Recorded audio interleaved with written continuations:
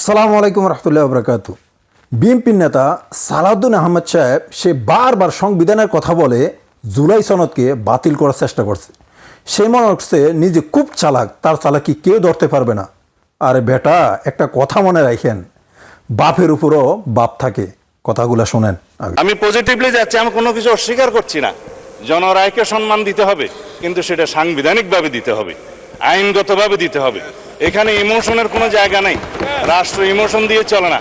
আমি আমাদের এখানে যে আলোচনা হয়েছে, আমাদের মাননীয় স্বরাষ্ট্রমন্ত্রী যিনি বলেছেন জুলাই আবেগ নয়, আবেগ দিয়ে রাষ্ট্র চলে না। এই প্রসঙ্গে বলতে চাই মাননীয় স্পিকার, জুলাই আবেগ নয় কথা সত্যি, কিন্তু জুলাই আবেগ, জুলাই একই সাথে বাস্তবতা।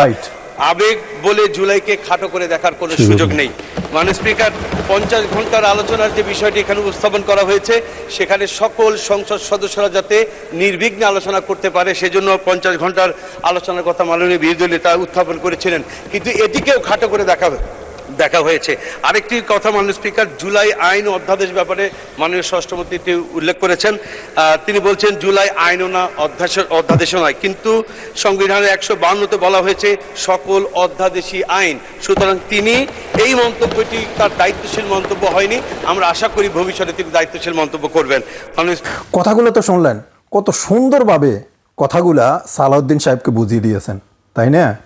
আমরা সবাই একটা কথা জানি, যেই সন্তান তার নিজের বাপকে অস্বীকার করে সেই সন্তানকে আমরা কি বলি? অবাধ্য সন্তান, অকৃতজ্ঞ সন্তান, তাই না? ঠিক তেমনই জুলাই হচ্ছে এই নির্বাচনের বাপ। এই জুলাইয়ের কারণে এই নির্বাচনের জন্ম হয়েছে। তাই যারা এই জুলাইকে অস্বীকার করে তারা ওই অবাধ্য আর অকৃতজ্ঞ সন্তানের মতো। এই কথাগুলো কেমন লাগলো দয়া করে জানাবেন, আর ভিডিওটা বেশি বেশি করে শেয়ার করে দিবেন যাতে সবাই জানতে পারে।